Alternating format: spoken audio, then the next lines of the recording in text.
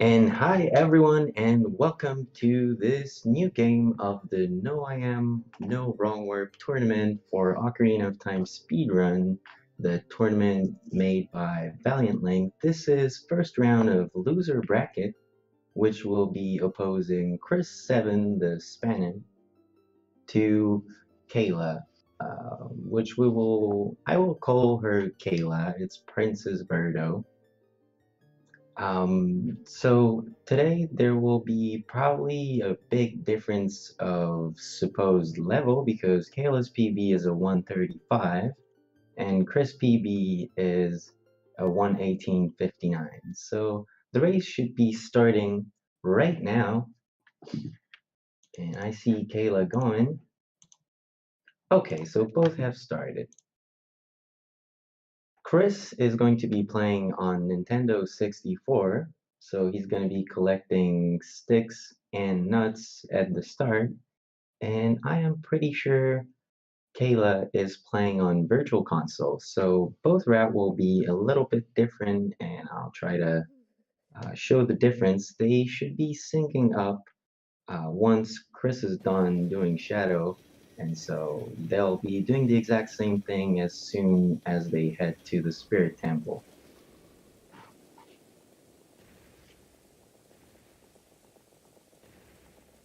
So right now we're on the intro cutscene. Both players will take control of Link around 2 minutes and 50 seconds to get out of Link's house and give a quick talk to Saria, and then they'll collect a few items in the Kokiri Forest before escaping. Both of them will escape to Hyrule Field so that they can collect the Ocarina, and then they will be heading to Kakariko Village to gather explosives in bottom of the well.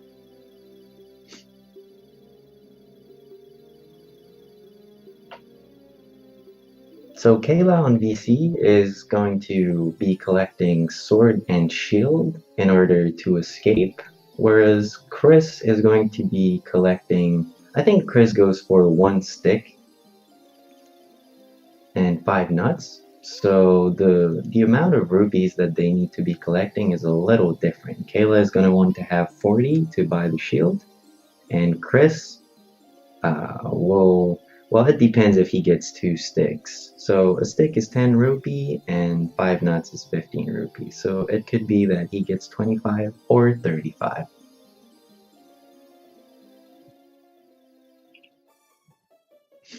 I really wonder how Chris is going to react to being against Kayla. I think he could potentially take a little more risk, but he could also want to play itself really safe and just try to grab the win out of it.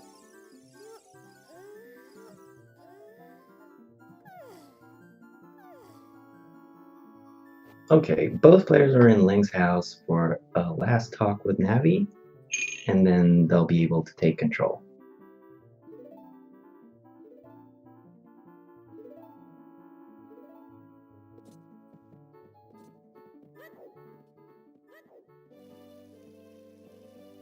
As you can see, VC takes control a little bit before Nintendo 64, so this is due to lag. The Virtual Console has very few lag, and the Nintendo 64 does have quite a bit. This will particularly be shown during the Ganondorf fight or the collapse cutscene. I can't think of other instances of Nintendo 64 having a lot of visual lag. So it looks like Chris is going for 1 stick and 5 nuts, so the escape he will be performing is going to be walking while talking. And Kayla is now in the boulder maze, grabbing some rupees on the way to the sword chest. Chris getting into the shop with 20 rupees. He's gonna grab 5 more inside the shop, and Kayla will also be grabbing those.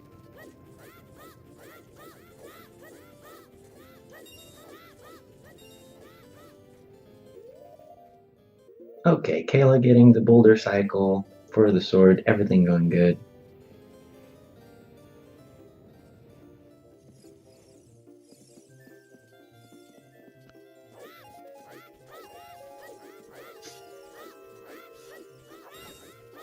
So you will see Chris heading to the crawl space that goes to the boulder maze. This is due to glitches that are particular to the 1.0 version of Ocarina of Time, which is legal to play only on the Nintendo 64.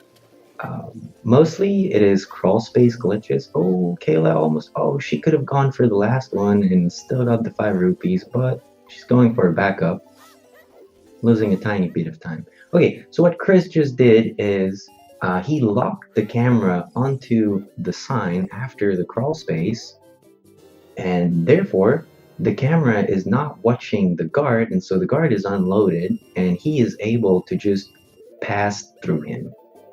Kayla will have to use a pretty different technique. I have doubts that Kayla will go for Wes. Yeah, she's just heading there and is going to perform Pokey Escape. Sometimes we hear the guard being called Pokey, but Pokey is in fact the person that invented this crouch stab technique. So you want to use a crouch stab against this wall to be pushed inside of the guard and then talk to him to just stay where you are, and that clips him inside.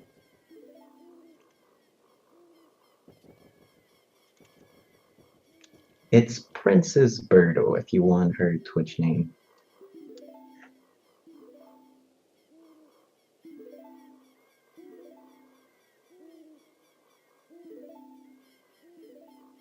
Okay, both players having a pretty solid escape regarding their personal best. But we could consider that Kayla is about 20 seconds behind, because a 520 escape on PC would be something like a 458 on N64.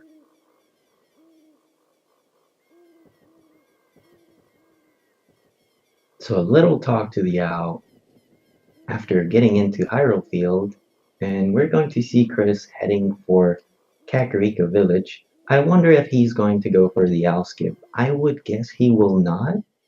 He does not really need those 5 seconds or so. But there is a way that you could side hop into the water and actually get a pretty slow extended super slide. And during extended super slide, Link is considered busy and actually skips the owl. I think he's just gonna go and talk to the owl, which is the easier technique. And it really doesn't lose much. Okay, so he's just gonna go talk to the owl.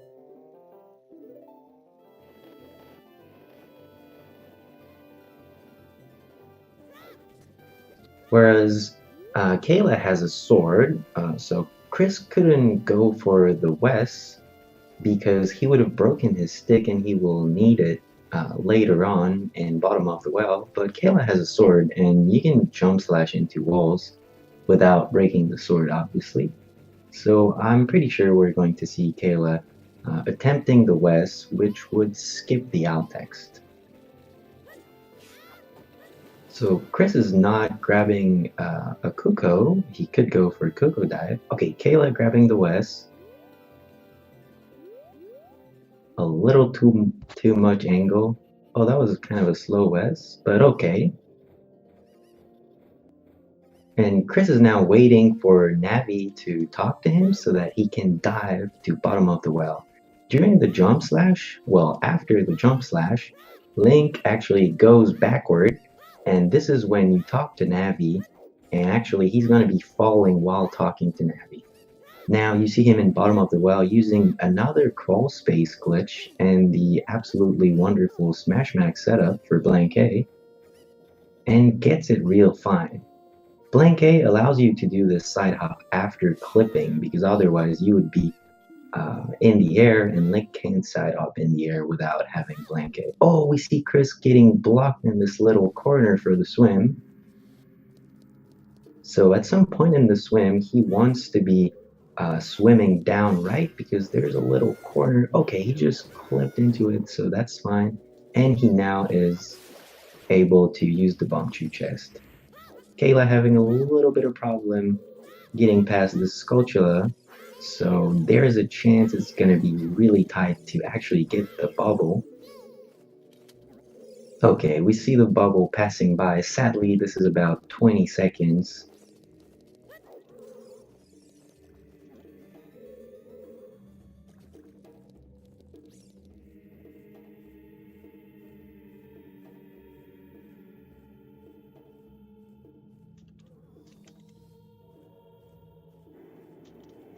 And so now Kayla has the infinite sword glitch and is waiting for the bubble to come back.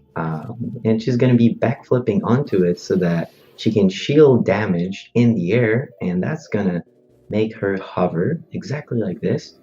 And now we'll attempt Ocarina Dive, which should make her dive at the basement where Chris was just a minute ago.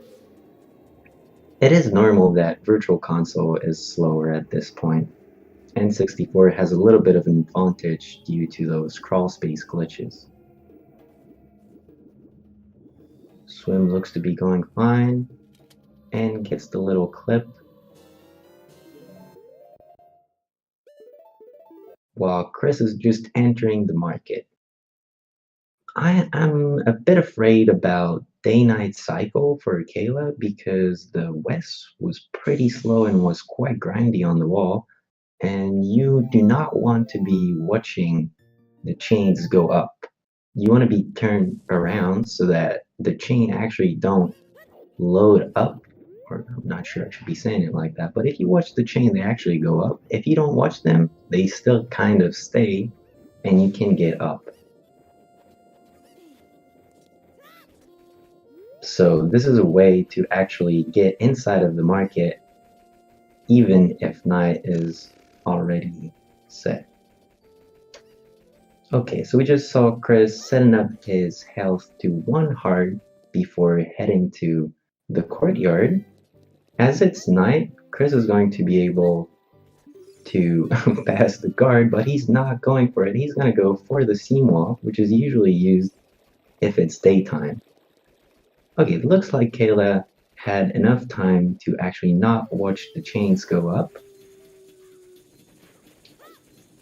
She's now waiting for the skeletons to pop really far so that they don't bother. Oh, watch out with that.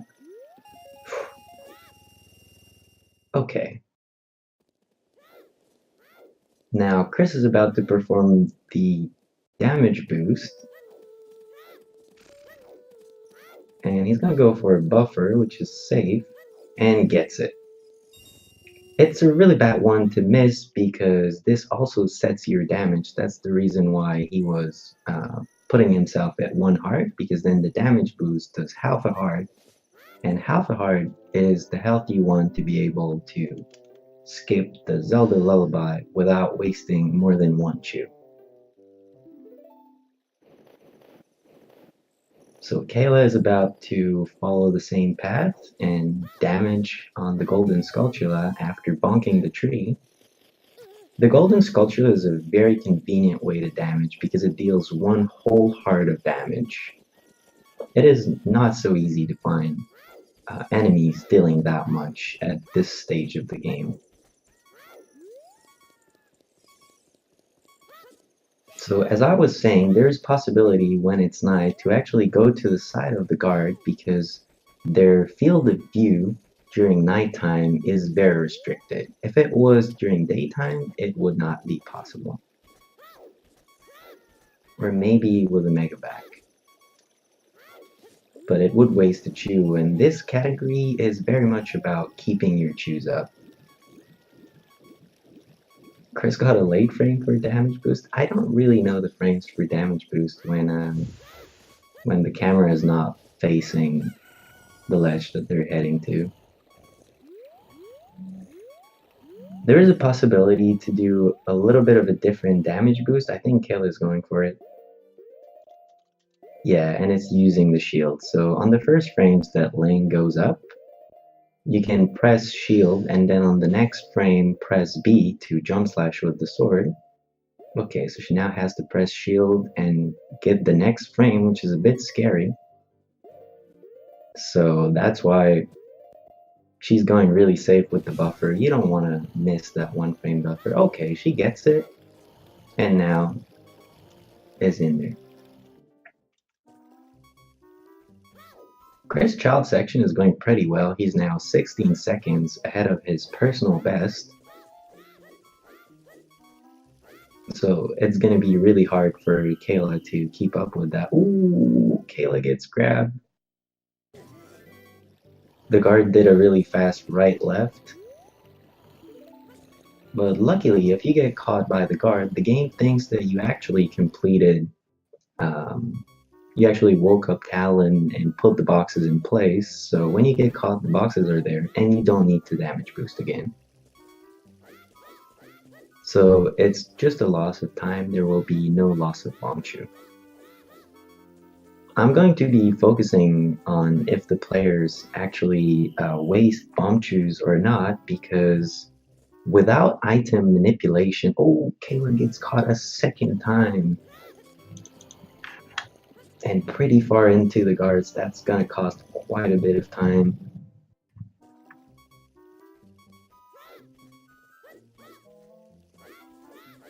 You can consider getting caught by guards is approximately 15 to 25 seconds, depending how far you get caught.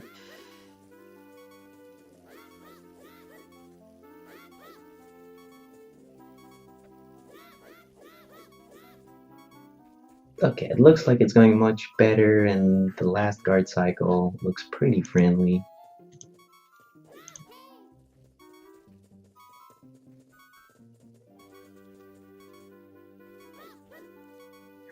Chris is now going to be skipping the Zelda lullaby by blowing up a chew. Oh, he missed it!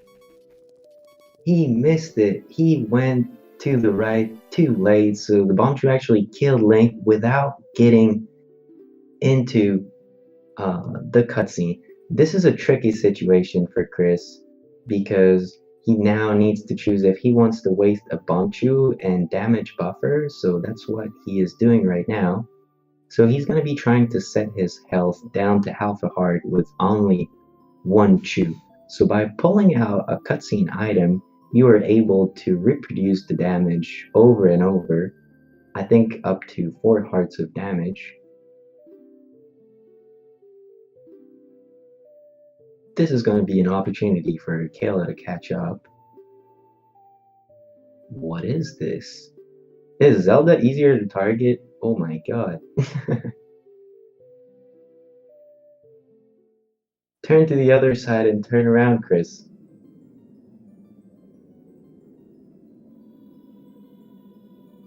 Chris, turn to the other side and turn around. Okay, let's hope this works. Oh, and he misses it again. I think Chris is going to have to watch this cutscene, which is going to be a great opportunity for Kayla to catch up. If he keeps wasting chews, there is a chance he's going to have to... Okay, he's going for the cutscene. So, yeah, as I was saying, I'm going to be focusing on if players actually waste chews or not, because it's really important to get into Spirit Temple by getting the Mirror Shield first, and this is done by doing a hover that is very expensive in explosives. And chews actually blow up instantly when you are in the air, so they're 4 seconds faster than using bombs, and they're also much easier.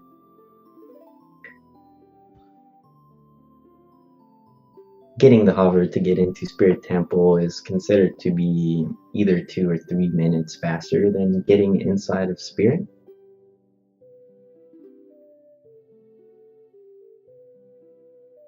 And due to the restriction of no item manipulation, they cannot get more chews.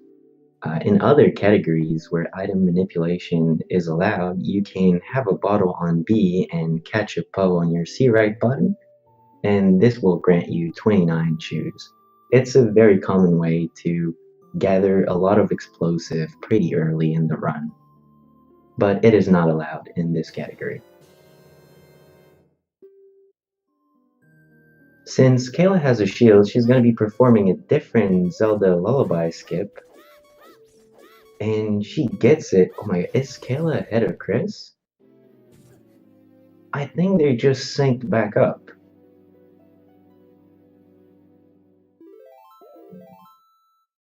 Yeah, Chris is taking control 1933 and Kayla at 37. So it's really close. Oh no! Kayla falling into the water. You have to swim to the other side. Can she get back up on this side? Oh, okay, it's possible too. It's probably faster since it's in the stream.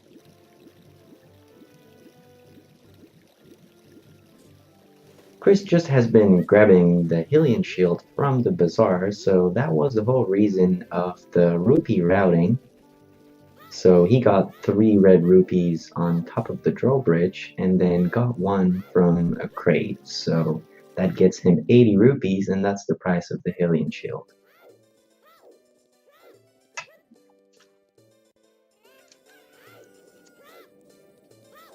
And now Chris is in Temple of Time and is going to be performing the Door of Time skip, so with a pretty precise side hop you can actually clip into the corner of the door, and then by pressing target on a very specific frame, which is just 1 frame, you can actually change the momentum of Link's side hop to be now parallel to the side of the door and keep bopping to the side until you get clipped back in. Kayla has a sword, and she will be performing the Door of Time skip in a little bit of a different way, which will be using a jump slash to get back into bounds. Oh, and she is doing the side hops, which is a little variation. Oh, that's perfect 1 pause. Really nice Door of Time skip on Kayla's side.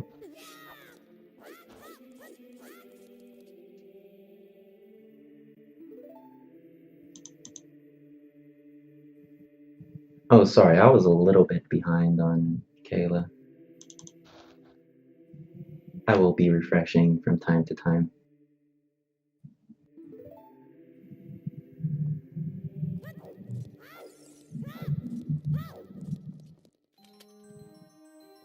And both players not too far from each other, about 45 seconds of difference right now, which is very surprising on Chris' side, but it will make the race a lot more interesting.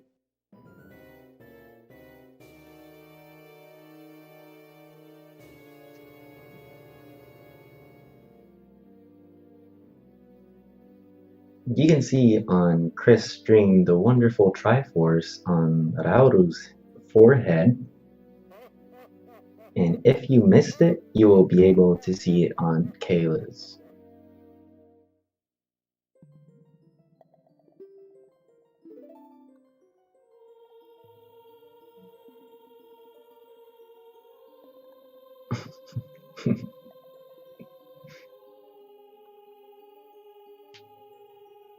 Yeah, Kayla, if you had not fallen into the river, you'd be synced with Chris. This was such an opportunity, but I hope there will be more.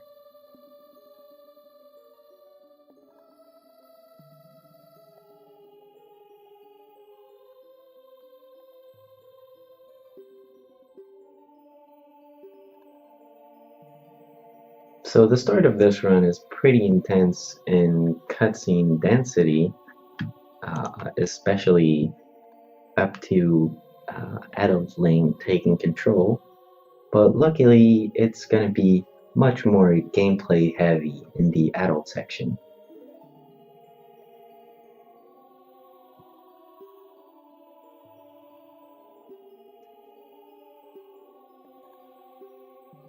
So Chris is now done talking to Lauru and will be heading to Temple of Time where Sheik is gonna grab a quick chat with him.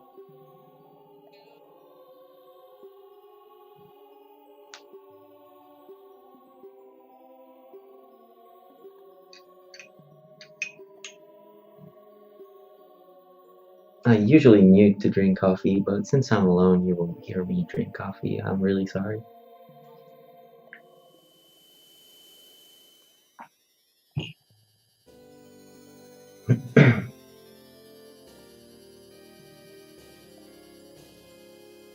Okay, and so we will see a difference in the routing in the adult section, especially at the beginning. What will happen is that Chris is going to be heading for bombs, which are in Dodongo Cavern, then Magic and Minuet before going to Shadow, and Kayla will first go to Shadow and then go grab bombs, Magic, and Minuet.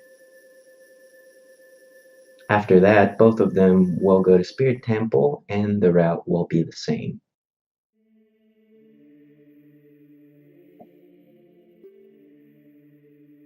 The reason for that is that the 1.0 version of Ocarina of Time has um, a different possibility to kill Bongo Bongo without loading him. You actually just drop a bomb into the hole, and this is a big time save that actually justifies the fact of going to grab the bombs first. Since the only release on Wii Virtual Console of Ocarina of Time was version 1.2, players of Virtual Console are not allowed to play on 1.0 and then they cannot perform this glitch. So it is faster for them to directly go to Shadow. Another thing that will change is the use of bomb chews. Shadow needs at least 2 explosives to get to the boss fight after getting the hover boots, and Virtual Console player have to use bomb chews for that since they not yet have bombs, whereas Chris will be having bombs at that time, and therefore he will be able to spare some bomb chews.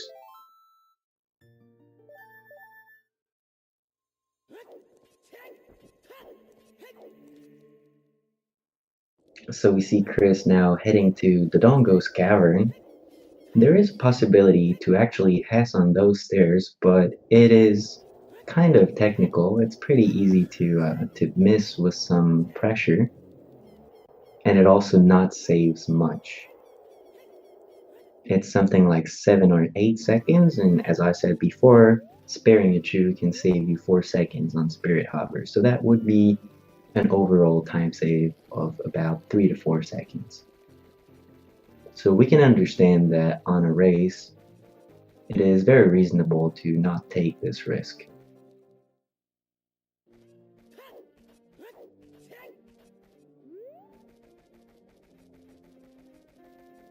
Chris getting the slash to jump slash to enter the Dongo Cavern. The cutscene of entering into the Dongo Cavern actually makes Link invulnerable, and that's why he is able to jump slash in the explosion, which is going to set him a little bit further, which is a bit of an advantage.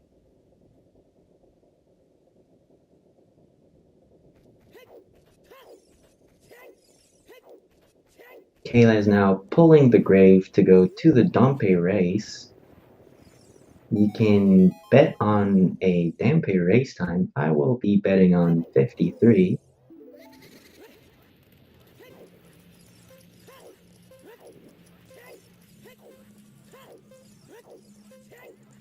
Oh, wow, we have seen Chris using a fast method to blow this Bombchu up and get the stairs down. So when Link is climbing this little, how do you call that? It's like a little sidewalk. Then he is actually jumping, and while he is in the air, if you drop a Bombchu, it will explode instantly. So it saves you time that you would actually have to get up this sidewalk and then do something like a backflip to make this chew explode.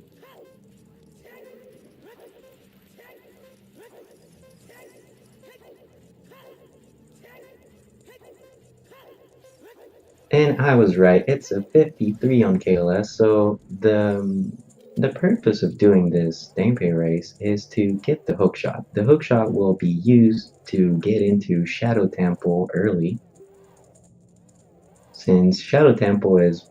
Oh, I didn't know you could do that! That was such a nice setup from Chris. Do you have to hold left? Oh, I want to try it now. It was 53. Oh, that's your strat? Damn, that's quite smart.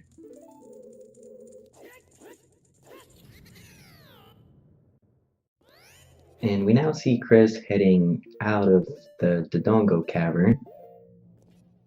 So on Kayla's side, we will see the glitch that makes you able to get into Shadow Temple early. So Kayla is going to be interrupting this bonk by pulling the hookshot, and it will lock Link into a bonk animation. And Link has some opportunities as you see him dangling left to right.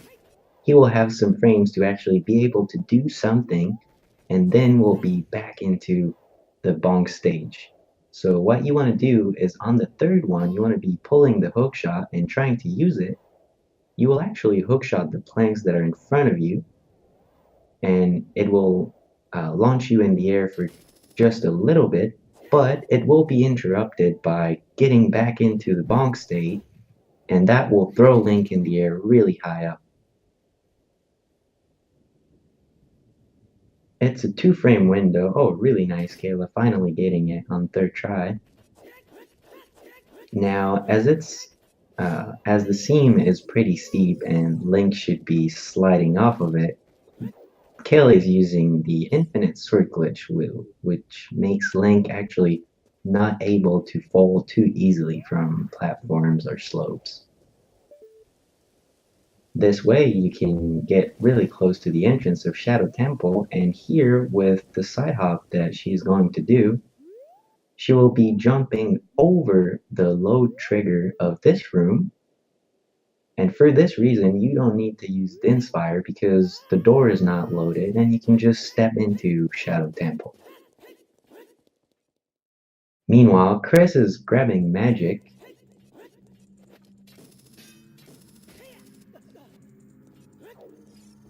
and will then be heading to Minuet. On his way to Minuet, Chris is going to be willing to get again to half a heart. So he's going to be on purpose taking damage. Kayla grabbing some safety hearts before the dead hand fight and the boat skip. The boat skip is the glitch that we will see after the hover boots, and it costs 1 heart, so this is one of the main reasons that you will see player grabbing safety hearts before. And getting the quick kill, really nice. Is Chris going? Oh, Chris is going for the Hess here. Very well done. It's a very hard Hess to do on N64. The lag is so intense.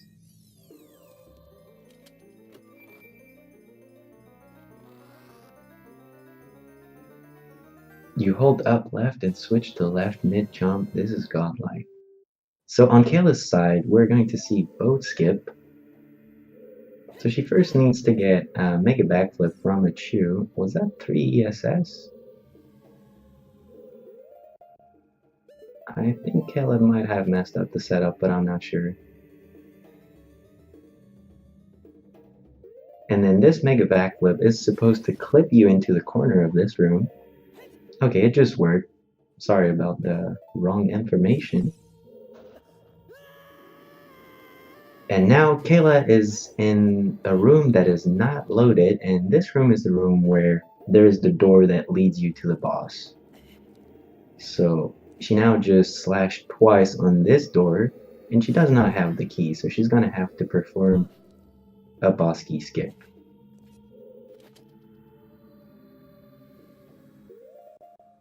Chris is skipping Minuet by pulling a bomb at a precise timing and backwalking, which is going to kill him on the very first frame of the cutscene, so same idea as the Zelda Lullaby skip. Kayla getting the scary ledge grab frame, really nice. Boat skip is a very scary trick because it takes a while to do, and if you mess up, then you get thrown back to the room where the hover boots were, and you also void, so it will cost you 1 heart, and then you will have to pay 1 more heart to redo it again.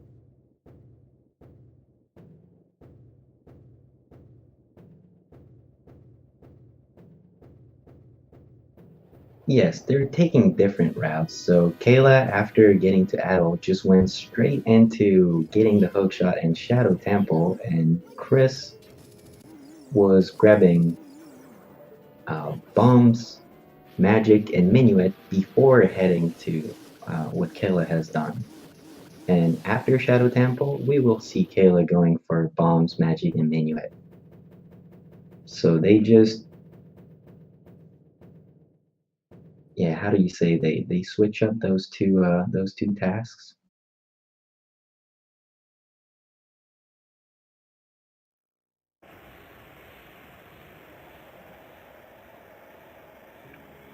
The bongo fight went well for Kayla, so she's gonna be finishing Shadow Temple without problems. Chris getting a little bit unlucky, so he was cutting this grass in hope of getting a bomb drop. By cutting all of the grass in there, he has a 50% chance of getting at least one bomb drop, but it did not happen. Lucky for him, there's a pot in Dampe's grave that guarantees a bomb drop. He's going to be reloading the grave right now just so he can get it a second time, which is what he was trying to avoid by cutting the grass.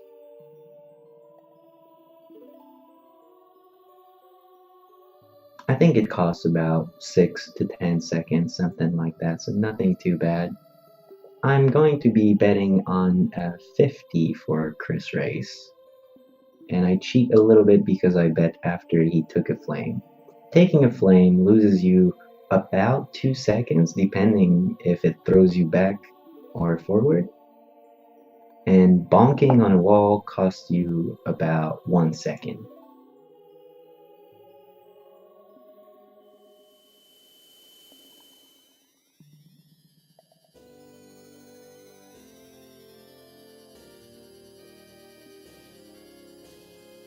Danbury seems to be going pretty well for Chris right now.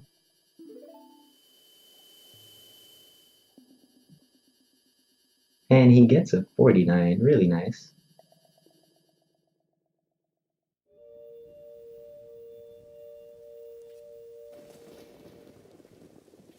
47 is usually the time that you would optimally be getting. 46 is also possible, but much harder. So for one flame Damper race, getting a 49 is perfectly acceptable.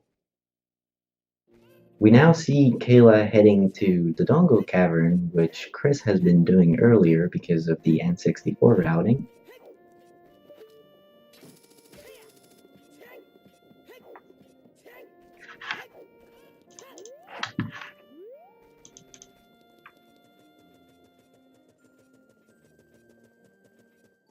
And Chris is now heading to the hookshot jump.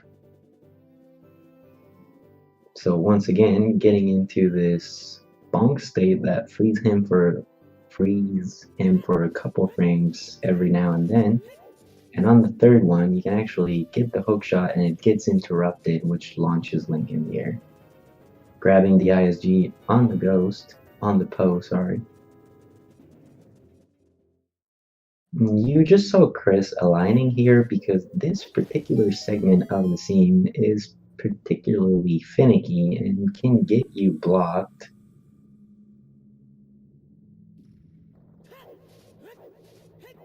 And getting into Shadow Temple very clean.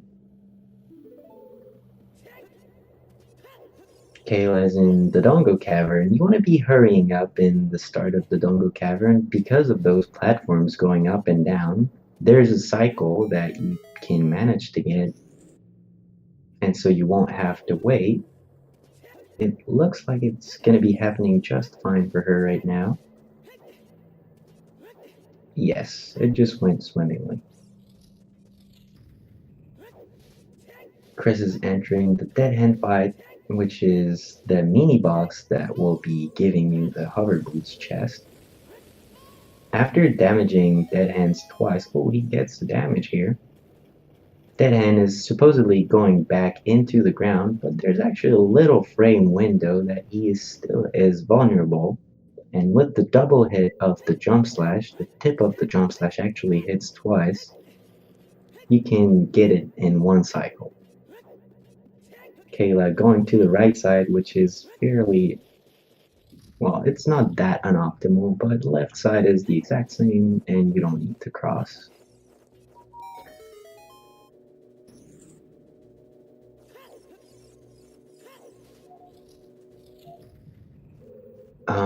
What was that animation with Kayla was climbing? It looks like the animation when you're actually able to jump slash, so I would be curious to investigate on that.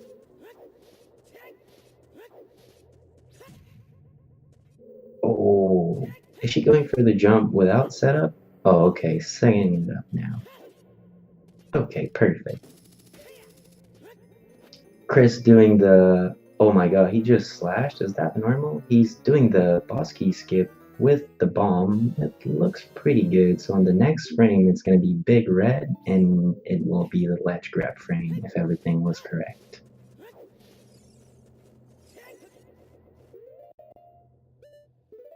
Okay, it went perfect. You really don't want to miss that last frame because it's a one frame Z press. So you just saw Chris drop a bomb into Bongo Bongo, so he will not be watching the intro cutscene, and he is now able to damage Bongo Bongo as soon as he gets there. That was the whole point of going to grab the bombs before. This glitch only works on the 1.0 version.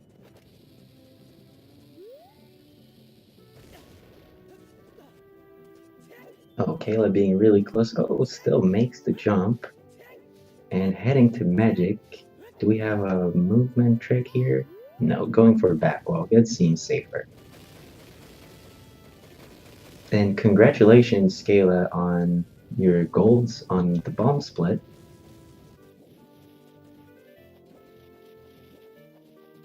And Chris is done with a pretty good Shadow Temple. His PB, and trust me, Chris PB is really clean.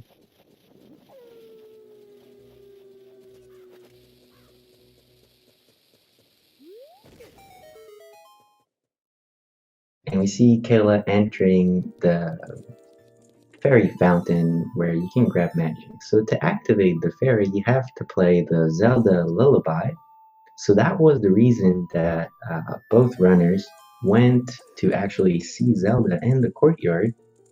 It was to get the Zelda Lullaby. Zelda Lullaby makes you able to grab magic, and magic makes you able to shoot light arrows. They will need light arrows because without wrong warping, then you have to shoot a light arrow at Ganondorf. It is your only way to get into the Ganon's fight. And getting those light arrows and being able to shoot them is one of the big restrictions of this category.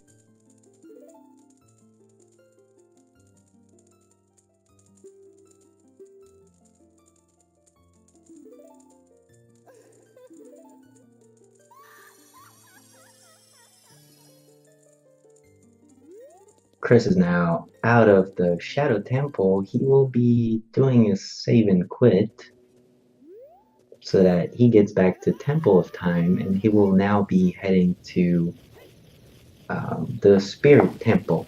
So at the save and quit that Chris is doing right now, both routes are syncing up. And as we see, Kayla still has to grab Minuet right now, so we can consider that Chris has the lead.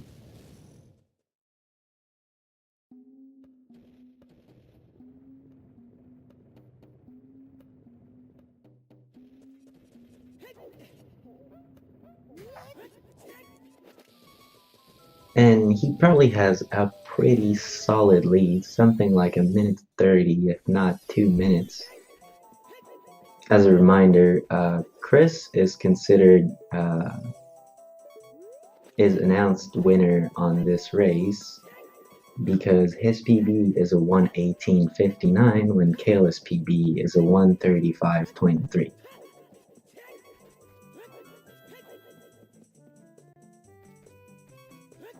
But yeah, it is no I am, no wrong works. Anything can happen. And there are many tricks that can cause huge time loss. As we saw it in the child section where Kayla was about 2 minutes behind and was able to catch up.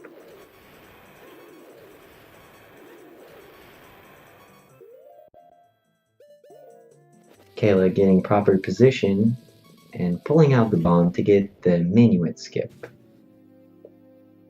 So as a reminder, they skip the cutscene by dying on the first frame of the cutscene, and they do this because the reward is actually given to Link on the first frame of this cutscene. And dying makes you able to save.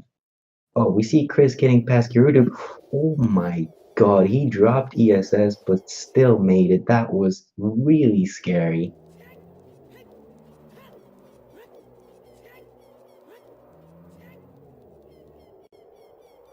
I didn't know if it would work or not. It happened to Fig yesterday? Damn. Kayla going for a super slide in Hyrule Field. Using a movement glitch here is really important because you have quite a bit of distance to cover up.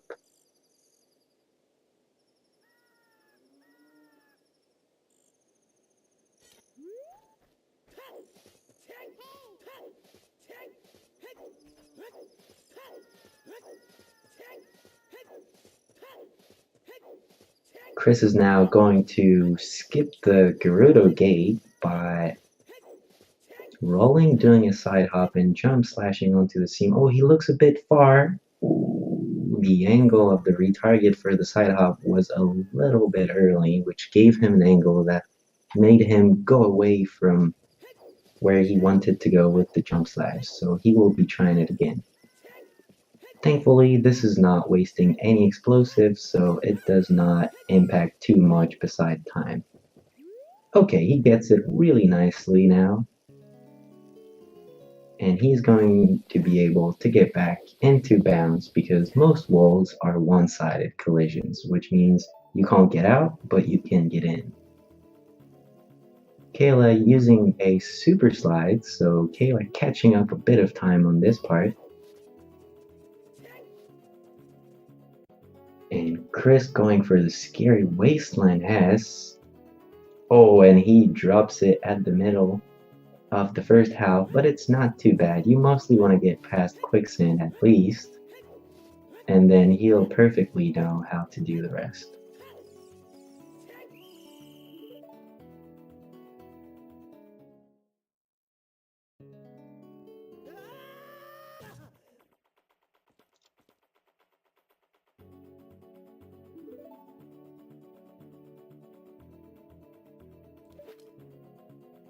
Oh, Chris is a little bit too much on the left. Ooh, he was really close to avoiding playing, but it went alright, and it seems like he is going to be heading to Colossus just fine.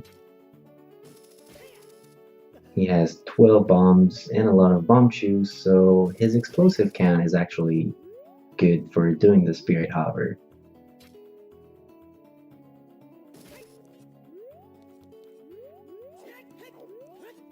Kayla actually doing the gate skip. Let's see how it goes. Ooh. Targeted a little bit late with too much angle, so the side hop didn't go quite the distance it was supposed to go.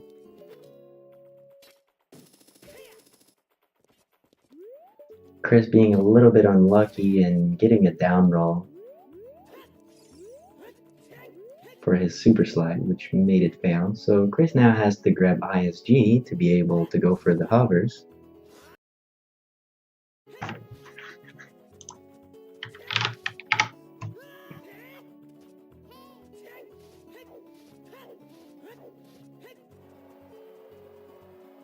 And so Chris is now shielding explosions during his backflip, which makes him gain height. He needed at least one bomb chew to be able to unlock the camera because you are able to target the bomb chew before it actually blows up, and that is a way to unlock the camera. You saw Chris pulling out the hookshot. He is looking for the bird that is going to attack him at some point, and he gets the kill really nicely. I think one more hover should be fine for Chris to get onto the scene. And then from that position, he will be able to hookshot the chest that has silver gauntlets. Oh, and Kayla actually voided into Wasteland, so she has to do it again. Putting the hover boots is a good way to cross the quicksand at the beginning. The game forces you to have either hover boots or the long shot that you could be able to long shot the crates. And Chris grabbing the mirror shield just fine after super sliding from one hand to the other.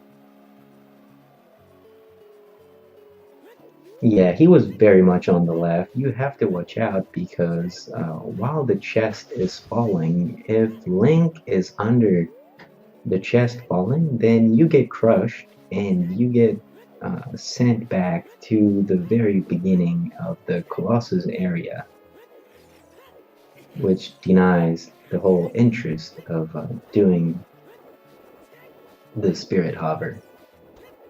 Okay, Kayla looks on a good patch. Okay, no voiding plane here, and it looks like she's gonna make it just fine to Colossus on her second Wasteland attempt.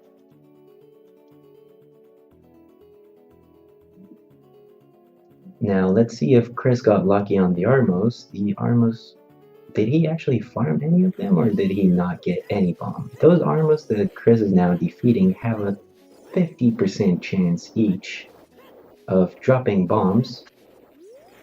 You want to be at least at 13 bombs, I'm pretty sure. So that could be fine. But there will be an easy pot to get... Oh, it failed. The Beamos didn't die, so Chris is gonna have to kill the Beamos right after. So he definitely needs to grab the bombs in the little pot. But it's really fast, so it's gonna be no problem. Kayla also going for the Spirit Hover. I was not sure if she would go for it in a race.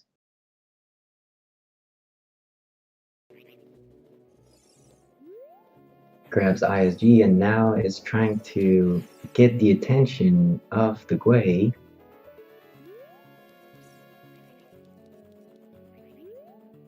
You can either use the Gwei to get your first hover.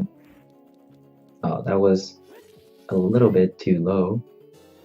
And Chris is now doing what we call statue climb. So he's going to be climbing this statue. Oh, he gets the good frame here. And from this position, he can hookshot this to get to the boss door.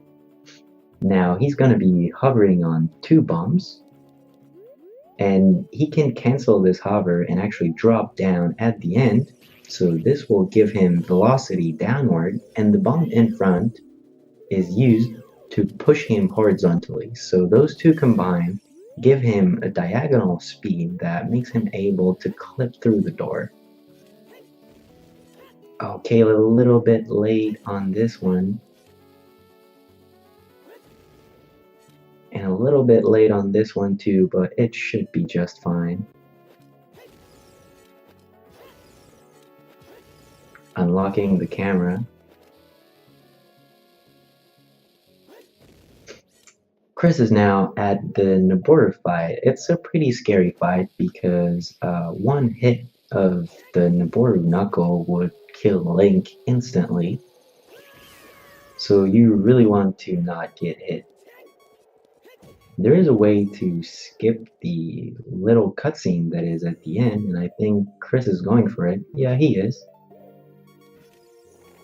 Which is you want to void close, well, as the cutscene has started. So he's going to be dropping a bomb before clipping out of bound, and it's actually the bomb that is going to kill Naboru while he is falling down out of bound, and then will void.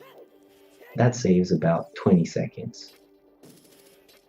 Kayla decided to go inside of Spirit Temple, which is the different route than doing the Spirit Hover. Sadly, it will cost her quite a bit of time.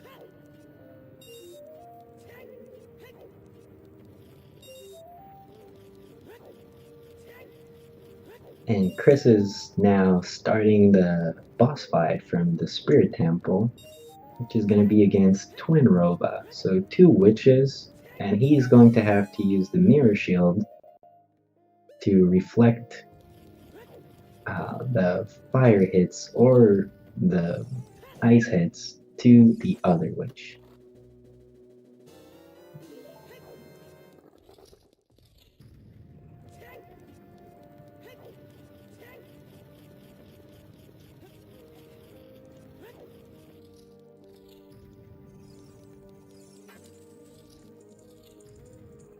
The Twin Rova fight actually has quite a bit of RNG because witches have RNG in when they will shoot and where they will go.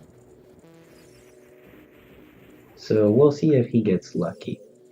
Right now it looks like they didn't want to shoot quite as fast as Chris was hoping, and he now gets a shot. You have seen Chris using his hook shot to actually block one of the two witches so that he makes sure he can hit it. Oh, he gets a double. That's really good luck. So the animation that you see on the Ice Rova here when she's spinning around is actually a dodge animation. In a casual playthrough, this will indicate you that you are not supposed to hit this boss with anything else than using the Mirror Shield.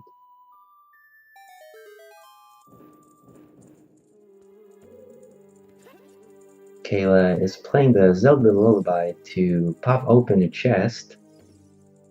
In this chest, there is a small key. You would usually need the long shot to get there or to climb up on the other side, but you can actually stand on the statue and there's a little patch in which with the simple hook shot you can still get it.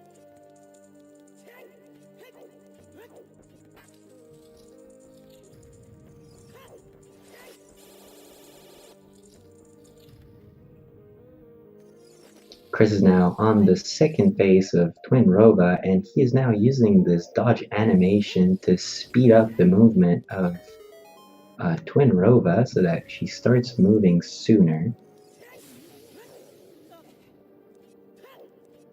And now we'll be using Power Crouch Stab to finish up this boss. The stun lock on this boss is really lenient, so you can actually mash and you don't even have to mash that fast.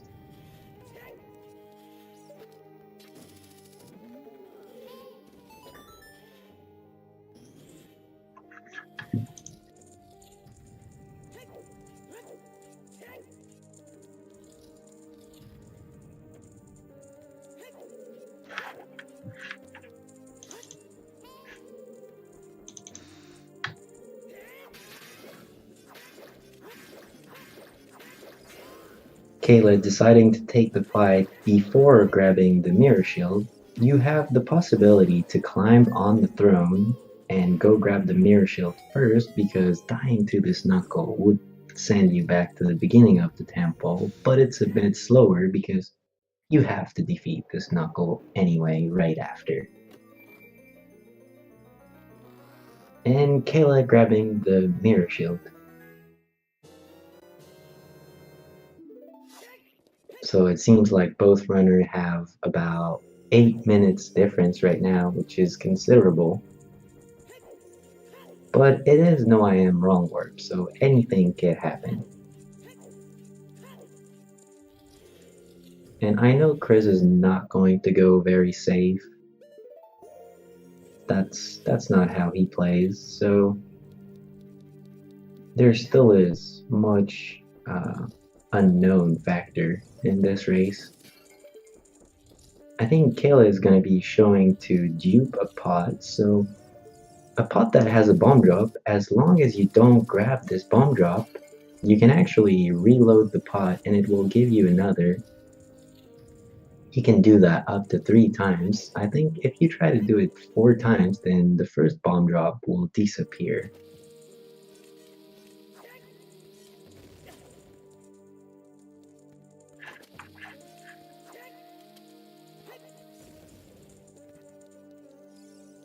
So, as you just saw, Kayla had to use a bomb here to get ISG to not fall on the elbow.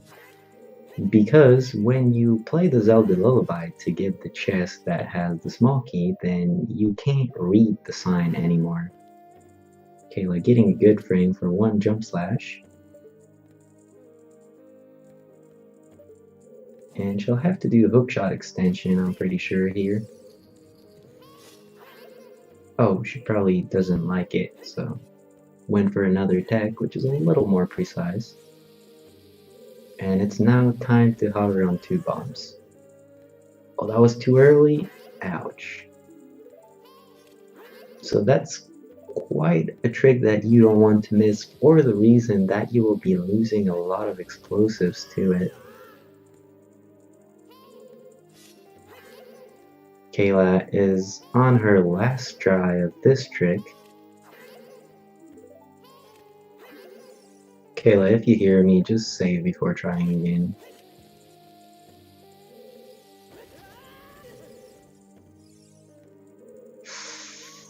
Ouch. Kelly, you just have 2 bombs. You can't do that. She needs 3 bombs to do that. She's gonna realize it once she's up on the hover. Oh my god, and gets the hover and now realizes it.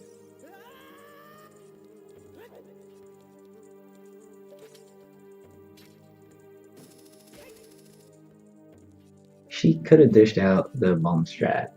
So she now is going to go back and farm some bombs while Chris is entering the Forest Temple. So that's the reason why he has been grabbing the minuet before, is so that he can work to Forest Temple faster from the Spirit Temple. The reason why he is going to Forest Temple is to grab a bow. It's in the same logic as what we were explaining before. It's for the entire reason that you need to shoot at least 1 light arrow to Ganondorf to be able to defeat him. Kayla, please grab the fairy. No. Kayla dying to farming bombs. This is gonna be a huge time loss, very sadly, on her side.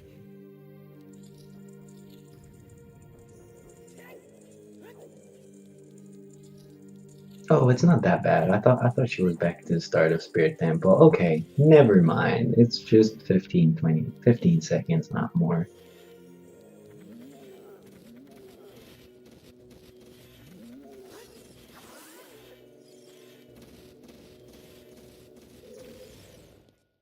Chris getting the first small key with the Stalfos fight. There will be one more Stalfos fight in Forest Temple, which is one of the scary moments. Stalfos deal 1 heart with a slash and 2 hearts with a jump slash, which makes them quite a strong enemy for how unpredictable they are. On Chris' side, you will see him doing a hover boost, so on the few first frames that he gets hit and actually leaves the platform, oh, that's 1 frame late. He can equip the hover boots and get thrown much further than he normally would, which is gonna make him able to grab the ledge that we see further up on his screen. Early pause this time just to take it safe. And I think it's next frame. Yes, it's this one, so he's gonna get hover boots.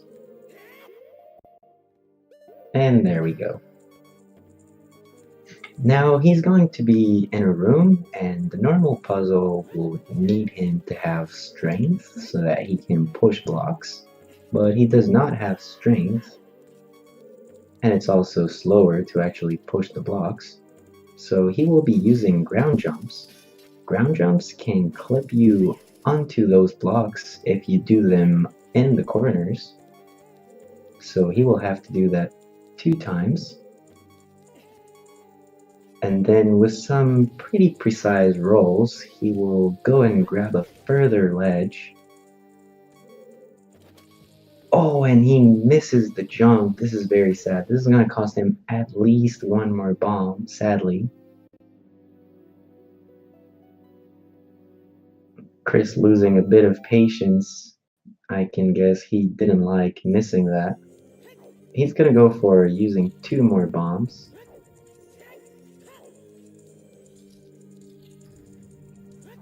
We see Chris going for some risk here because with the lead he has, he could have been just saving 1 bomb and going for a tiny bit of a slower clip into 1 block. Okay, and he now grabs the ledge. That's what he wanted to do on first time. This is called impossible jump for a reason. It's not quite as hard as the main, but it's really bad to fail, so the pressure can actually make you fail it from time to time.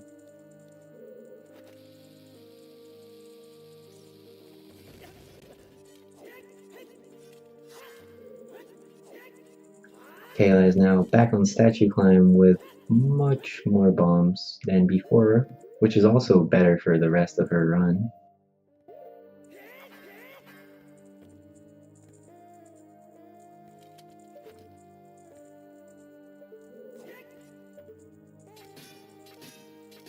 And Chris is now on the Stalfos fight against Stalfos. I'm sorry I said against, I don't know why. And he will do this fight in order to grab the bow. You saw him grabbing 1 more heart because, as I said, a jump slash from Stalfos can deal 2. And if he dies here, he gets back to the start of the temple. Oh, nice quick spin here.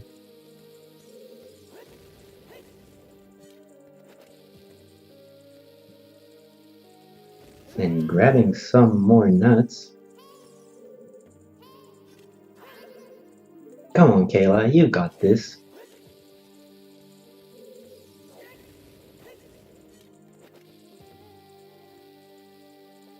Let's go. First try.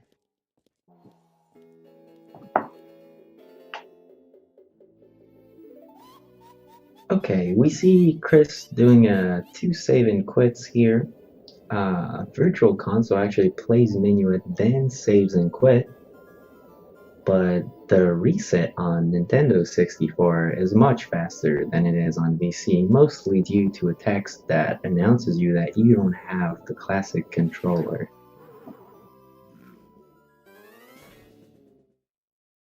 And by saving quitting, Chris is back in Temple of Time to watch the light arrow cutscene. This cutscene gets triggered only if you have completed Spirit Temple and Shadow Temple.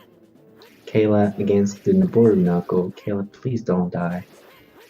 1 hit of Noboru could kill Kayla instantly. Yes, let's go.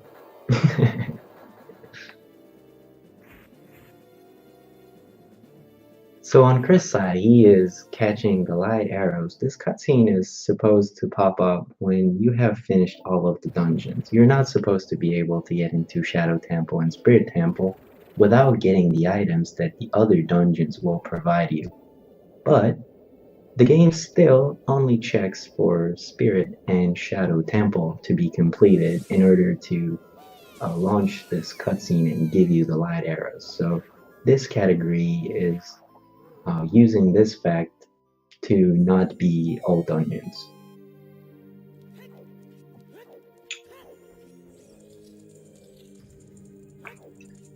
My coffee is getting cold. And Kayla is heading to the Twin Rova fight now, with a heart and a half, which means any hit would kill. It is quite unlikely to get hit by Twin Rova, but still, sometimes it happens. We have seen Glitchimon forfeit in the round 1 of this tournament because he got hit by Twin Rova.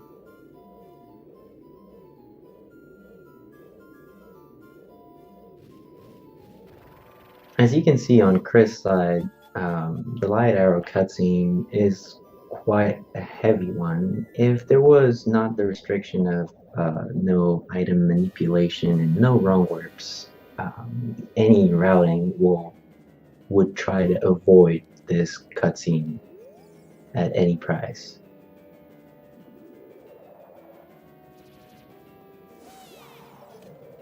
Kayla getting a pretty quick hit, but we can't see. Oh yeah, okay, we can see the other witch.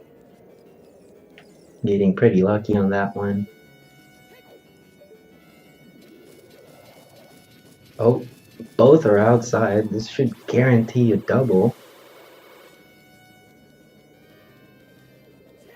Does it? Does Kayla know it? Kayla's gonna shoot again.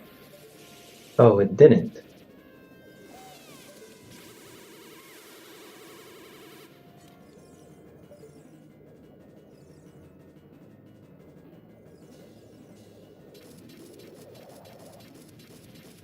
Oh, and that's a double!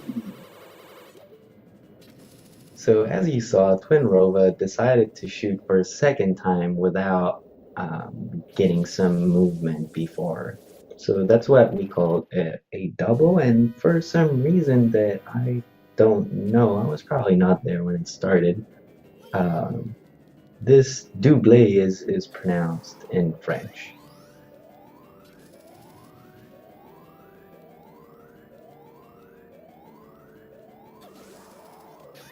Chris finally getting the light arrows before Zelda gets captured. Oh, that's a bit late of a jump. Oof. If you actually jump on the platform of Twin Rova too late, you can still get hit by the last one and it feels really bad. But it didn't happen. So Kayla just completed Spirit Temple and gets a gold on Twin Rova. So the segment was starting from the Buru. Congratulations on this gold. It wasn't one. Oh, I'm sorry.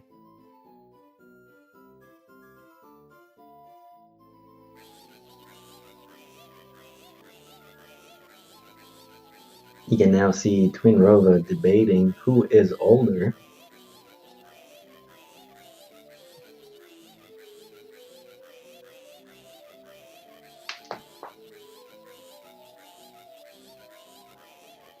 And Chris is now free to go, so he's going to be heading to Ganon's Tower, which is the last thing you have to do in a casual playthrough.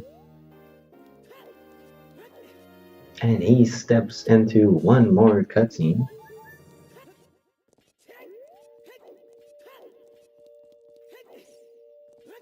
Right before stepping into one more.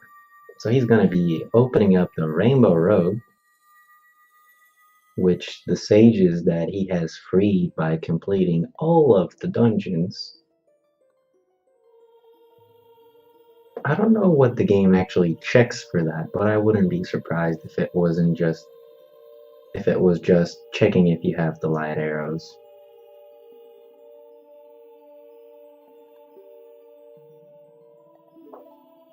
So the storyline usually tells you that all the sages put their power together to help you and make a bridge to go into Ganon's Tower.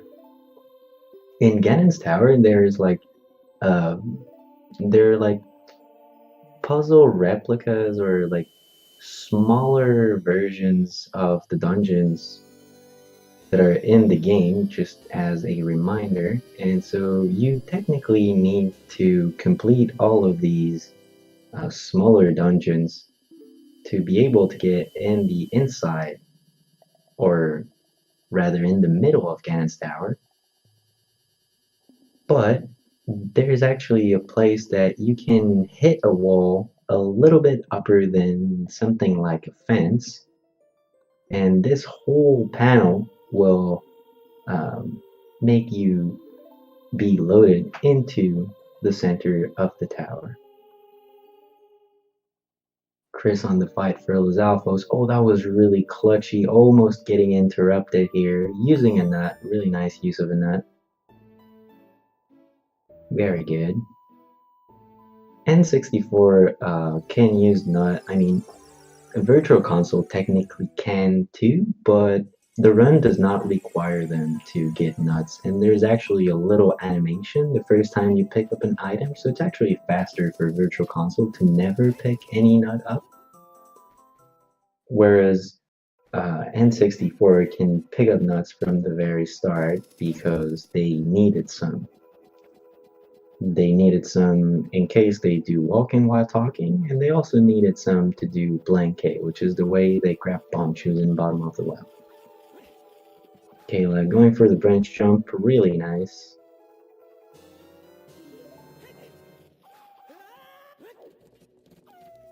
And now stepping on the inside of the forest temple. You will see Chris fighting both of the knuckles at the same time, which is a pretty risky situation, since any hit of those knuckle would kill you.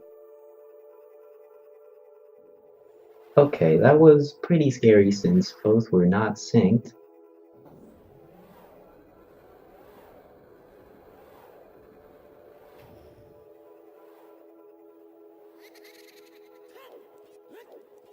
Now let's see if Chris goes for the staircase Hess. He goes for it. Has to impress. Let's go, Chris. Really nice. The stairs are quite a weird environment to start off a Hess, which makes it a little bit risky, and also as the explosive count is tight in this category, you could be willing to save yourself that risk and actually keep one more bomb for the rest of the run. Kayla grabbing the first small key in Forest Temple. So Kayla has 5 hearts container because she's been grabbing the one at Shadow and also the one at Spirit Temple, which is going to make those Stalfos fight a little bit more relaxing. And you will now see her performing the ledge clip to get into this Song of Time block.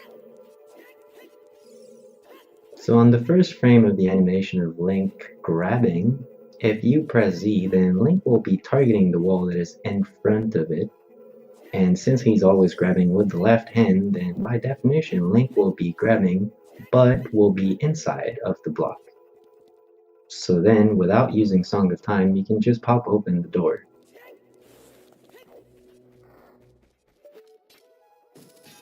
And Chris will be starting the Ganondorf fight as Kayla is setting up for the hover boost. Chris reducing some lag by C-upping. And as soon as Ganondorf charges, he's going to jump in the platform. Nice. Oh, misses the first light arrow. Can he shoot a second one? Okay, still stuns. He now has to get ISG. He goes for the crowd stabs. What a hero.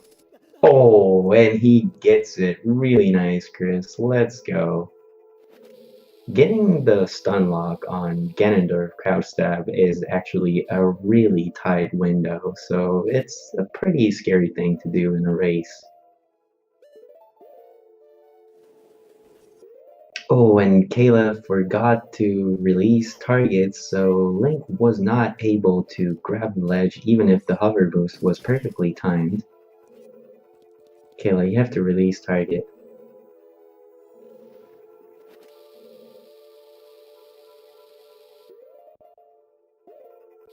Or am I wrong or something?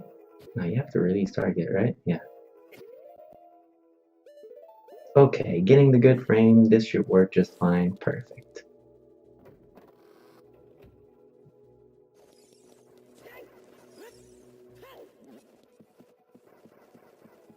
Now, Chris is going for one of the scary tricks that involve quite a bit of RNG, so he's going to be doing a ledge clip and putting a bomb over him.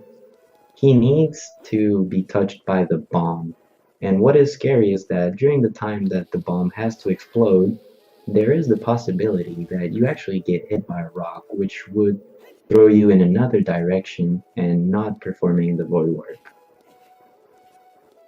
You would also lose some health, and this trick is very expensive in health. Oh no, what happened?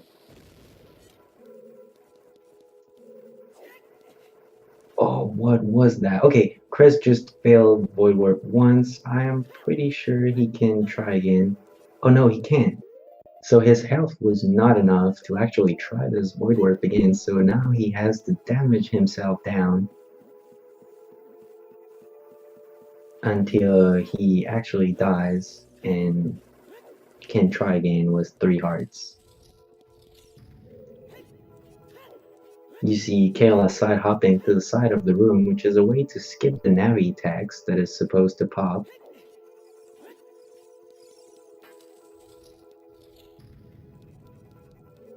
And very soon she will be entering the Staphos fight for the boat. Chris here is doing the backup setup for Void Warp. Okay, this looks just fine. Oh! And he gets hit by a rock. It's a second rock troll. The first one wasn't a rock troll, but still, this is the second miss of Void Warp. Chris has 4 bombs. Ideally, he's gonna need 2 at the start of the Ganon fight to super slide, so it will be nice if he could make Void Warp in at least the 2 next tries.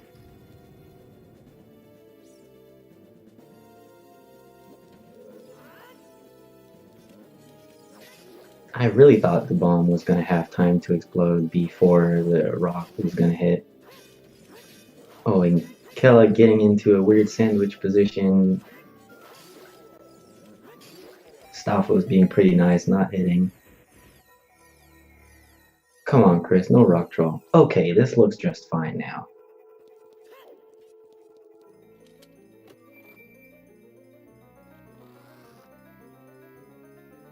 I was starting to be scared that Chris was gonna have to go down the tower without doing Void Warp, which would lose something like 4 minutes and give a strong opportunity for Kayla to come back. But it's now going to be pretty hard for Kayla to come back as she will be warping into the light arrow cutscene, and if everything goes fine for Chris, he should be done completing the run by the time Kayla actually takes back control of Link. But Ganon hits pretty hard. I think he hits 4 hearts in 1 hit. So it's a 1-hit KO on Link, and it would send him back to Void Warp place with very few bombs.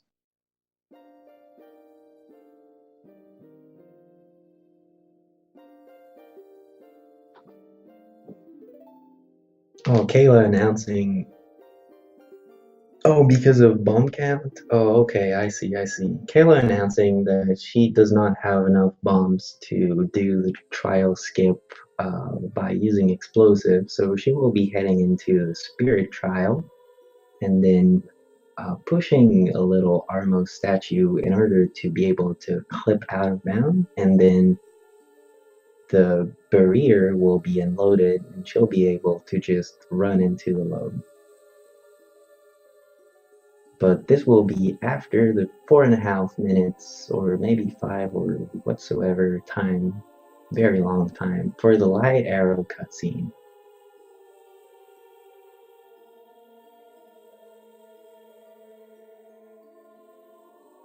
So as a reminder, the light arrow cutscene is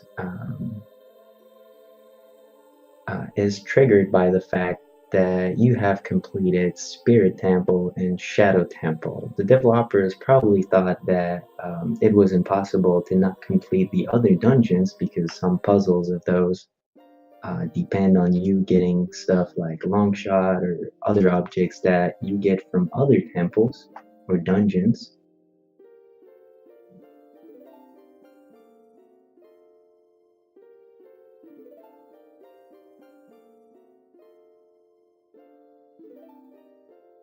But Kayla, if you don't have zero bombs, you can bet your luck on farming the Armos at the start of Ganon's Tower. They have a 50% chance of bomb drops.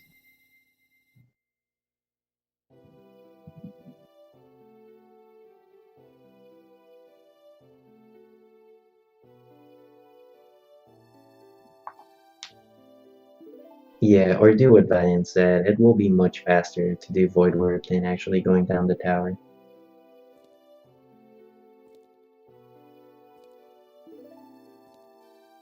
Chris is now doing the Ganon fight, and the first round went kind of wrong. Oh, don't get hit! Oof. Oh my god. Okay, you can see it's pretty laggy because he is playing on Nintendo 64. He'll now go for the jump slash, which is a little bit safer and is also faster. So first half of this fight is now done.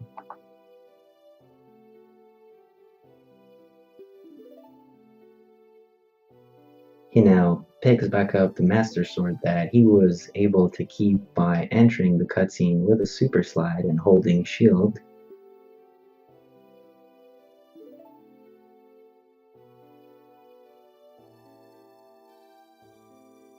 And now has to go for a few more hits.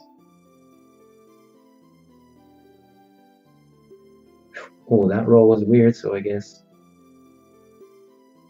let's go.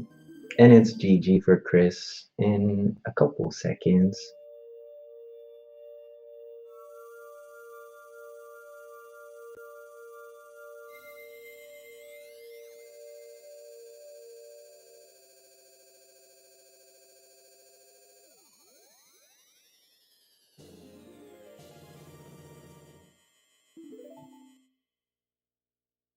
And GG Chris with a 1:26.08 on SRL time, I believe. Winner of this first round of loser bracket against PrincessBirdo, aka Kayla.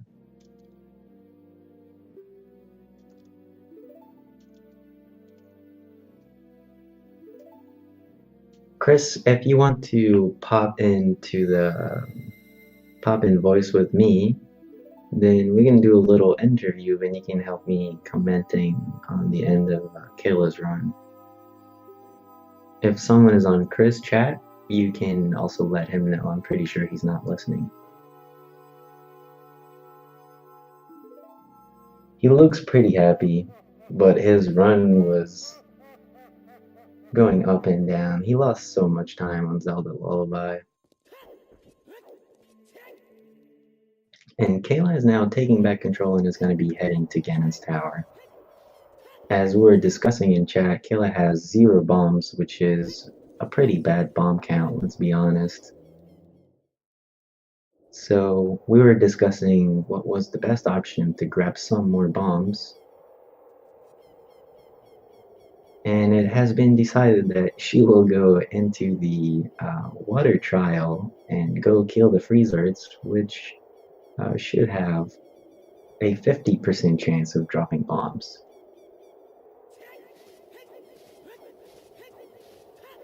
Ivan, can you go ask Chris if he wants to do a quick interview with me?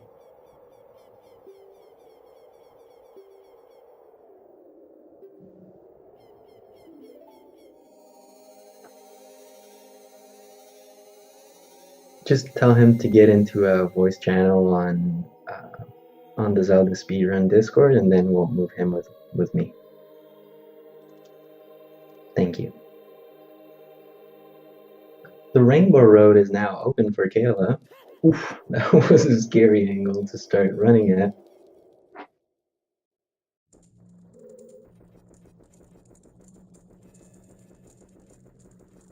Yeah, he can get in any room, and then Norinato will just drag him with us. Okay, I don't even know where the water trial is. Okay, it's right there.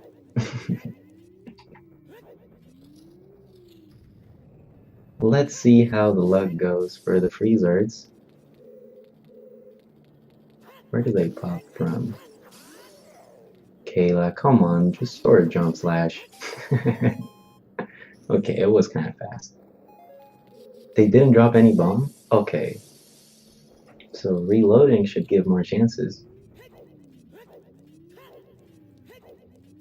He's not feeling it right now for interview. Oh, come on, he just won. Chris, don't do me like that.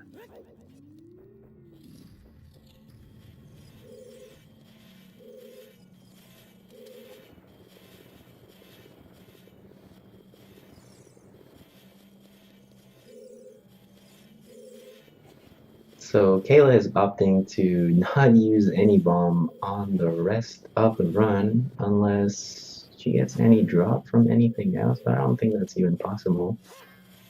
Kayla, I think you pushed once too much. No, it's okay. Okay, so Kayla now clipped out of bound, and the barrier is now unloaded, so she can just get into the door as if it was open.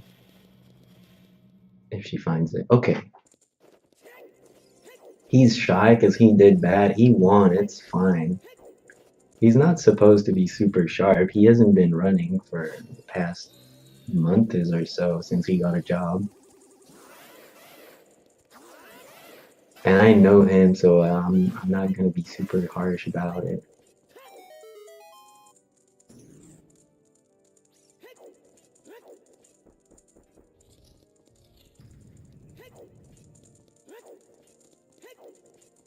Kayla just got done the Zalphus fight and heading into the Stoffless fight. Can Stoffless drop bombs? I don't think so. Could Knuckles drop bomb? I don't think so either.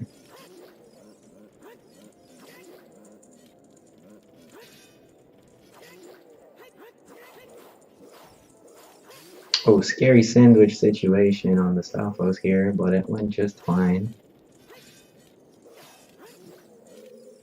Kayla getting a hit. Please don't get hit by a jump slash, Kayla. Okay.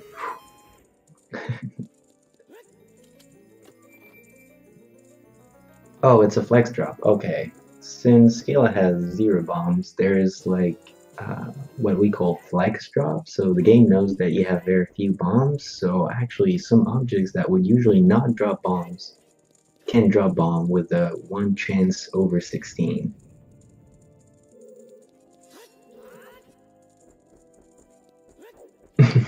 Ball drop from Keith. Okay, Kayla is going for double knuckles. I'm a little surprised of this choice. But you have to crouch stab the door before. Kayla, crouch stab the door before, please. Oh my god. Okay, this is really scary. Looks good for now.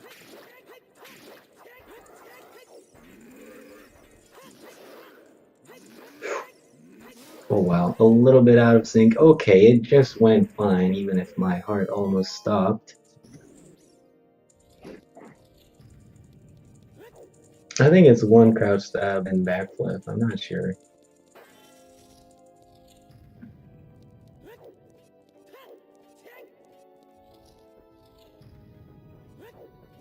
Kayla not going for the staircase has since it has not yet been found how to Hess without a bomb or any projectile.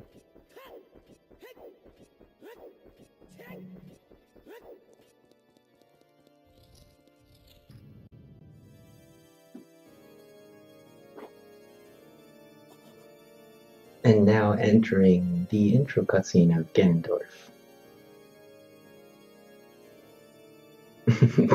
It's a race, Kayla. Don't be harsh on yourself. Anything can happen in those no resets, especially when you have some pressure on.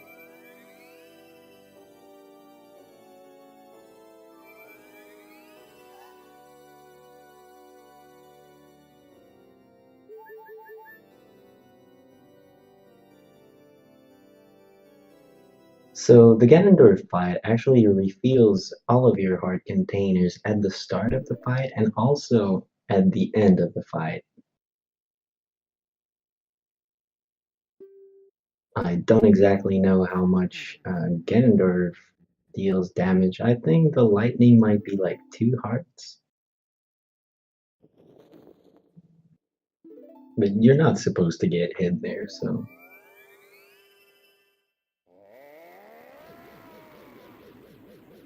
3 hearts, damn, that's a lot. But as a reminder, Kayla has been grabbing the heart container from Shadow and also the heart container from Spirit. So if she has the same problems as Chris has been having on Void Warp, then she will be able to just. Oh, she's not going to be doing the Void Warp because she doesn't have bombs. But in this case, she would be able to actually try a couple more times before needing to. Oh my god, that was so clutchy. Okay, Kayla, second try. Let's go. Gets the stun, hits the light arrow, and now needs to get ISG on Ganon. I think got first try ISG, and then you could use the sword ISG, but it is a little bit harder to actually stun lock Ganon with it. It's a bit precise. Pulling out the bow and targeting Ganon is a really easy way. You will see Ganon coughing green blood here. It is something that has been introduced in the version 1.1 and 1.2, probably because it was considered too violent. But in the 1.0 version, he actually coughs red blood.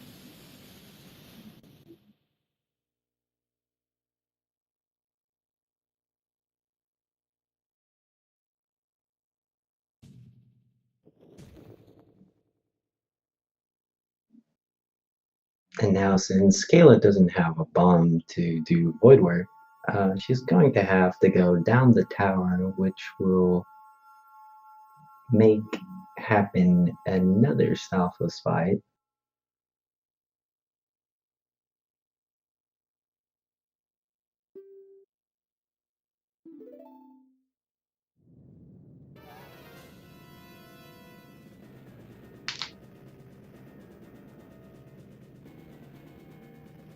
So this is going to be exactly what you would have to do in a playthrough. So you would just follow the Princess Zelda down the castle.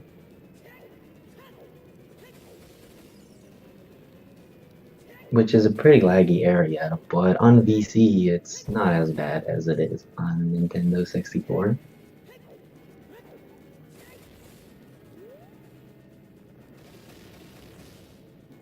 And Princess Zelda is opening up those gates.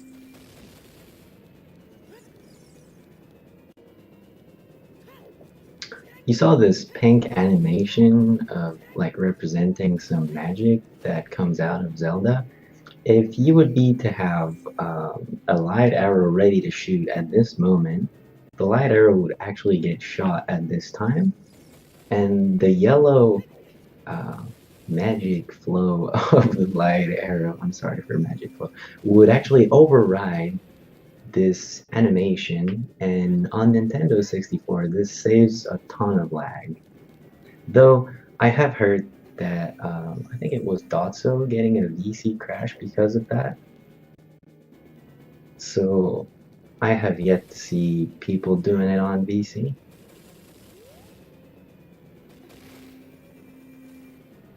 But I'm pretty sure it works the same. Also, lag reduction on VC is kind of a joke because VC doesn't lag much.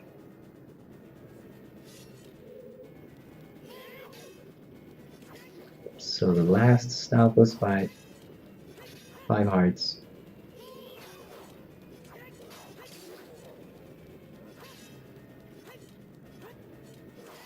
So we just saw Kayla targeting a Stalfos and getting attacked like almost right after. This is sometimes a technique that is used. If you see a Stalfos like not willing to attack you to actually get his guard down so you can crouch stab, then targeting it is a good option.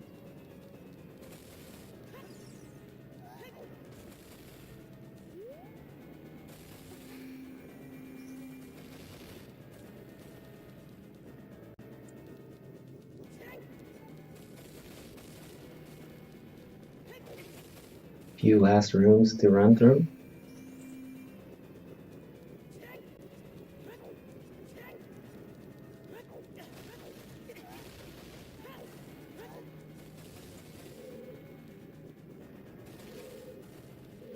So if I'm not mistaken, this next door that Princess Zelda is going to be opening is the load that you would be hitting if you were doing the Void Warp. Let's see. It is.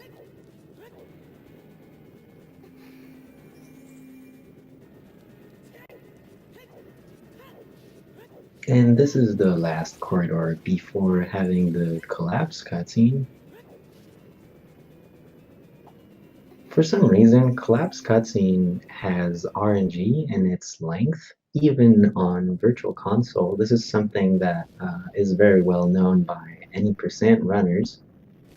So the little pieces, we could call them rocks, but basically the ones that you will see just floating around and be thrown out by the collapse cutscene are actually RNG.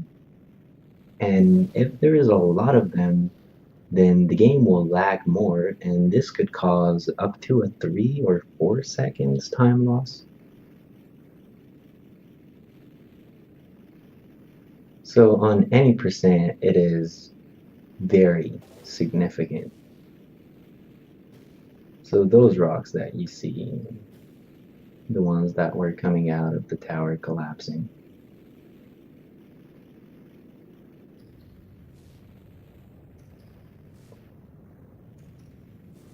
So you saw on Chris' side, Chris started the Ganon fight by doing a super slide and then holding shield during the intro because Ganon usually swings away your sword, and in a casual playthrough you would be supposed to use hammer or a hookshot or arrows or whatsoever you want because they all deal the same amount. But if you do the super slide and actually hold R, then you are able to keep the Master Sword. And then if you keep the Master Sword, it's gotta be like 3 hits, if I remember correctly. I think it's correct. Yeah, it's gotta be 3 because it's 4 damage. When you don't have the Master Sword, which Kayla sadly doesn't have bombs, so there is no possibility for the Super Slide, then Kayla will have to put 10 hits to get past the first phase of Ganondorf, and I wish her good luck on that.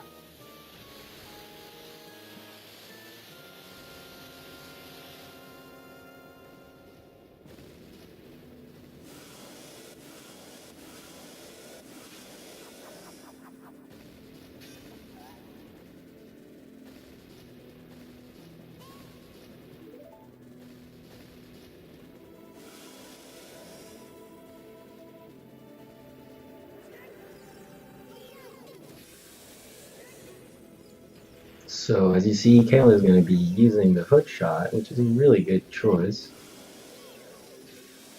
Oh, there's bombs on the ground. What a troll situation. Oh, Kayla, it's useless. You're not going to hit them.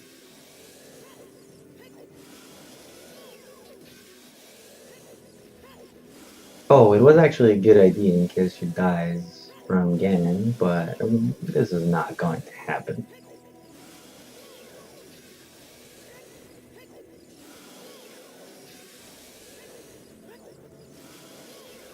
Very clean 10 hits. Is it 10? I'm pretty sure it's 10. Valiant would have contradicted me if not. Yeah, the sword is on the other way.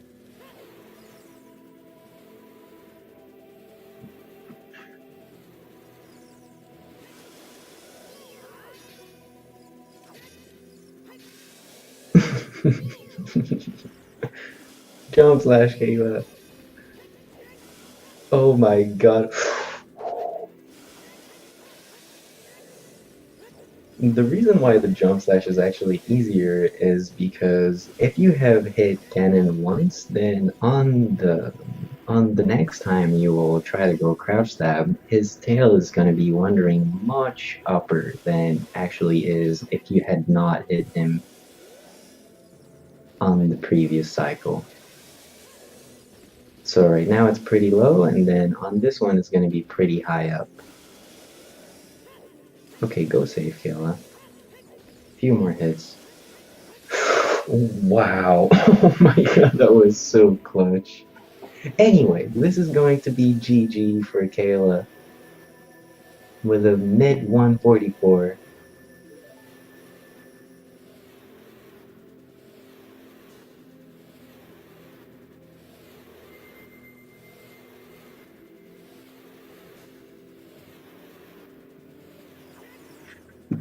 And GG, Kayla. Congratulations and all of my respect for keeping it up and finishing this run. It was a really tough race against Chris, so you should have no regrets. You played really well. Almost caught up in the child section if there was not this river. So this is it for this game. It was loser brackets round one. Chris7, the Spanish runner, versus Kayla. I'm not sure where Kayla's from. I would guess US. Very well played. Chris got the win on this one, so he will be continuing this tournament. Sadly for Kayla from Canada. Okay, sorry. Kayla sadly is at her second loss on this double elimination bracket, so she now is out of the tournament. The next matches that are scheduled for this tournament is also going to be loser brackets round one, and the next one that I see is going to be Aiki versus Smoker. This should be a really close race. Their PV are really close, and it is scheduled for February 28th. I'm pretty sure we will have other races before that, but they are not yet scheduled on the document that I have. Congratulations to both runners, and I think that is going to be it for me. I wish everyone a nice day, and see you later.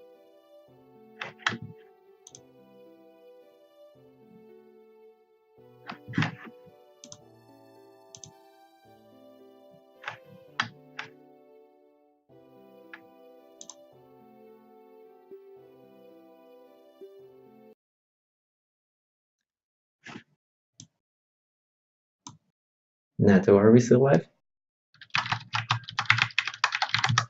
No, I just clicked on the end scene. I skipped the interview since it didn't seem like there were going to be any interviews. But thank you so much for basically doing Okay. solo comms. I have no idea what happened with Greg because Yeah, no I've seen him problem. and I know he seems to be reliable. So something must have Yeah, come yeah, up. he's a really reliable guy. Yeah, Oh, you hear us? he hasn't been on Discord at all. Like, oh, Wait, hold on. Trez just posted in chat. We hear Uh, you.